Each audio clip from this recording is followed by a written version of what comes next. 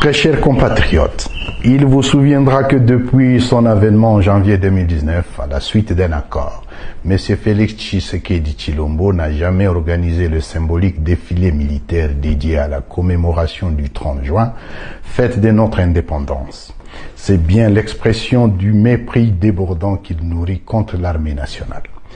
Il l'a par ailleurs déstructuré, désarticulé, tribalisé et affaibli pour promouvoir sa coterie tribale à qui il réserve promotion à grade et distribue par népotisme exaspéré étoile à certains officiers et généraux de sa proche communauté. C'est une entrave grave aux articles 188 et 189 de notre Constitution. Conscients du danger existentiel que court notre pays, nous ne pouvions rester passifs face à la trahison des attentes légitimes de notre peuple. Il était temps pour nous d'agir en voyant Tshilombo défaire la République, affaisser l'architecture de notre État et brader son intégrité territoriale par l'affaiblissement prémédité de son système de sécurité et de défense. Il est donc urgent d'agir pour mettre fin à ces régimes cancérigènes, obstacles au progrès de notre nation. Il est temps de briser la peur et de l'affronter. Nous devons résister à ces régimes de frappeurs, des voleurs, des détourneurs et des menteurs attitrés qui écrasent notre peuple. M. Tshilombo a trahi la nation. Il a trahi notre constitution.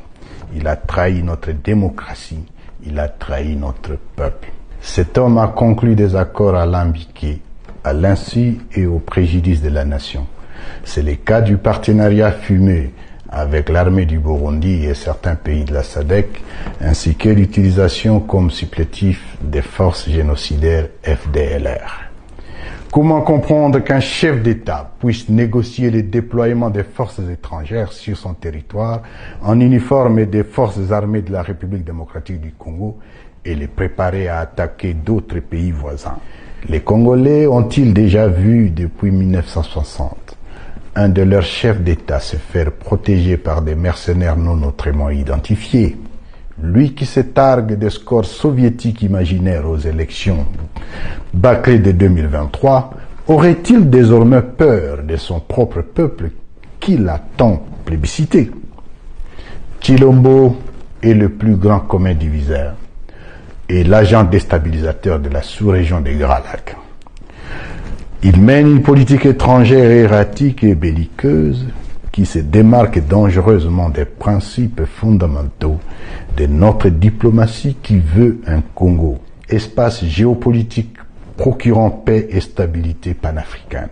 Sans vision stratégique ni objectif spécifique, sa diplomatie privilégie de nombreux voyages dispendieux avec sa clique tribale et son obstination maladive a enflammé des conflits dans la région. En cette commémoration du 64e anniversaire de notre indépendance, notre pays est dans un état d'effondrement et d'inefficacité d'apporter des réponses aux attentes de ses citoyens. Sécurité, nourriture, soins médicaux, éducation, emploi, logement, électricité, salubrité, pouvoir d'achat, tous les indicateurs sont au rouge. La République démocratique du Congo se classe au 164e rang sur 174 pays selon l'indice du capital humain 2020. Plus de 25 millions de Congolais sont exposés à l'insécurité alimentaire et à la crise d'urgence, dont environ 6 millions en Ituri, au nord et sud Kivu. Le nombre de déplacés internes est estimé à près de 7 millions. En 5 ans, la dette nationale a atteint 10 milliards de dollars, fruit de la corruption du régime, se rapprochant dangereusement du niveau d'avant-annulation de 2008. L'inflation est chronique, avec un taux supérieur à 25%. Le taux d'accès à l'électricité est le plus bas du continent, soit moins de 15%. Nous pourrions continuer cette litanie de constats catastrophiques, de gestion maléfique, sous cette gouvernance erratique et improductive, mais là n'est pas le propos. Entre-temps, à Goma, comme à Beni, Lubero, En Ituri et à Lubumbashi, les Congolais sont tués quotidiennement par dizaines. Oui, ils sont tués, massacrés des fois par la propre garde de Tshilombo, alors que lui seul n'a jamais été au courant de rien. L'important pour lui, c'est garantir ces moments de jouissance, des voyages inutiles, des orgies, des célébrations et des loisirs au stade.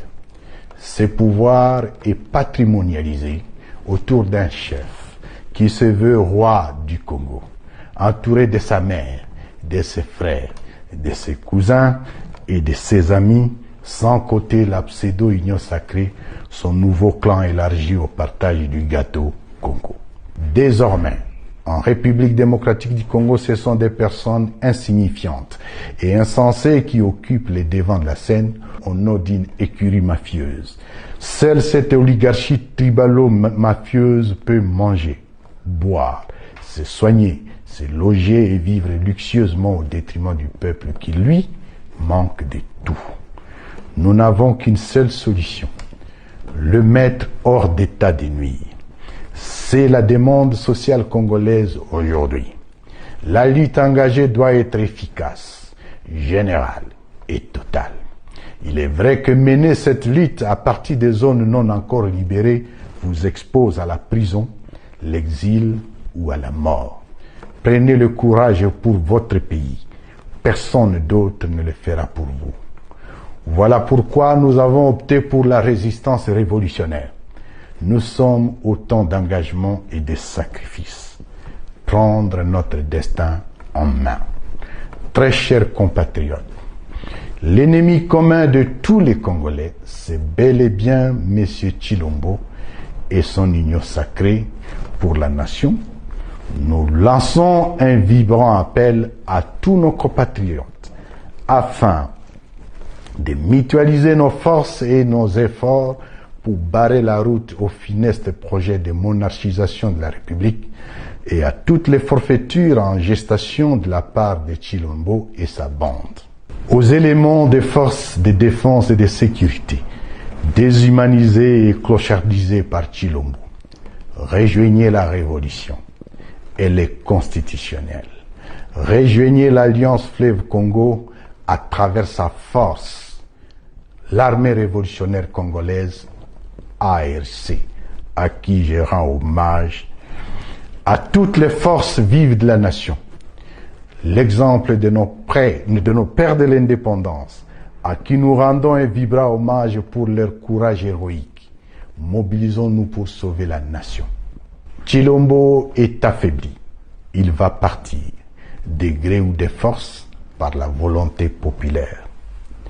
Bravez la peur, résistez, opposez-vous au mal. Vive l'Alliance Fleuve Congo. Vive la révolution constitutionnelle. Que Dieu bénisse la République démocratique du Congo et son peuple. Je vous remercie.